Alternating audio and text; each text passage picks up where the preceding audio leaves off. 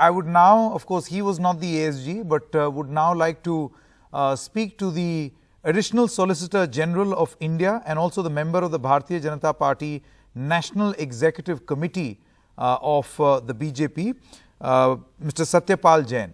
Mr. Jain, my first question to you is, in this case, we saw an attempt to first show Aryan Khan as a consumer. That was the basic grounds on which he was arrested.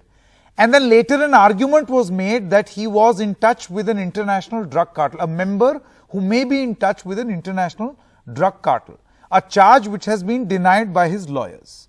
So do you feel that there is a definite situation where the law is misused by agencies?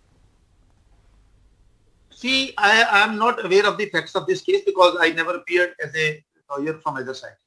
But I have read the judgment of the special judge where he declined bail to all these three people. The findings by a judicial officer, we don't have the judgment of the High Court with us at the moment. Today also it has not come. He says three things. He says it was a conscious possession of this fellow.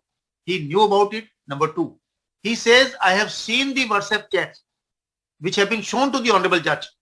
And WhatsApp chats nowadays are admissible in the courts. They are taken into consideration. They are taken into, ultimately you may have to prove 67 and all that. I am not going into that question. Third, he records the finding that it's not that simple. After seeing the WhatsApp chats, the special judge says it's an international racket and is a part of it. It's a conspiracy at the international level. Therefore, I think it will be too premature to say that in this case NCB had been biased. Rather, let's await for the judgment of the High Court. Yes, Mr. Jain, while you say we must await the judgment of the High Court, you are saying and highlighting what the Sessions Court said in terms of merits for not granting bail. However, the same merits were not considered by the High Court and they have granted bail. See, not seeing the merit is a different thing. And I may tell you, thousands of cases, if bail is granted, ultimately you may be convicted. And bail is declined, ultimately you may be convicted. These are the cases. Thousands of cases we are seeing. Thousands of cases. And I said yesterday also, these circumstances under which these three persons have been arrested and one court says no bail, other court says bail. And finally it may go to Supreme Court. Thousands of people under the similar circumstances are behind the bars. I will be very happy as a lawyer if the Delhi High Court and after that Supreme Court comes out with clear-cut directions on the issue of grant of bail. Let an impression not go to the people that the law of this land is different for big people. The law of the land is different for a poor man, for a common man. See, son of a farmer, son of a shopkeeper, son of a peon in Punjab and Haryana, if you go to villages, you will be not surprised, shocked the extent to which this drug menace is going.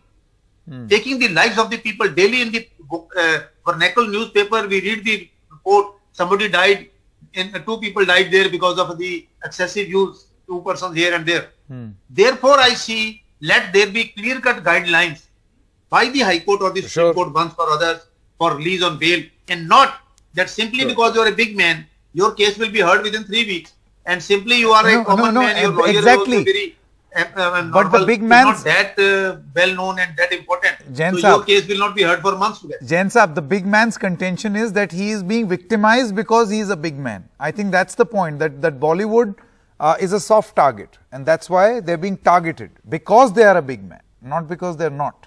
Now, my final question, Mr. Jain, is that there is a view that first-time consumers of drugs must be let off with a warning because they're not criminals. You have to look at whether a person is actually a criminal or is a repeat offender. You think the law can move in this direction? I don't think there can be any hard and fast rule on that. It all depends on the facts and circumstances of the case. It differs from individual to individual. I said three things I will repeat. Number one, attempt should be let the real culprits don't go scot-free. They are punished. Number two, innocent are not touched. They are not allowed to be harassed by the people. So far as those who have come into it, maybe first timer, second timer, third timer, all possible attempts should be made to bring them out of it. And in Punjab, we have seen that. Haryana, Punjab, thousands of people who ultimately became victim of the drug menace were able to come out of it because of the de-addiction centers. But I don't think that as a matter of fact, you can say if you are a first-time consumer, no action will be taken against you. That way everybody will say, how will you prove that he is a first-time consumer? How will you prove that? Everybody will say, I'm a first-time consumer. I'm a first-time consumer. Tomorrow traffic violation say, I'm the first violator. Tomorrow murder accused will say, I'm the first accused. Tomorrow the rapist will say, this is the first attempt. I don't think as a matter of principle or as a matter of law, you can introduce it in the criminal jurisprudence. Sure. I respect your arguments. Thank you very much, Mr. Jain, for joining us.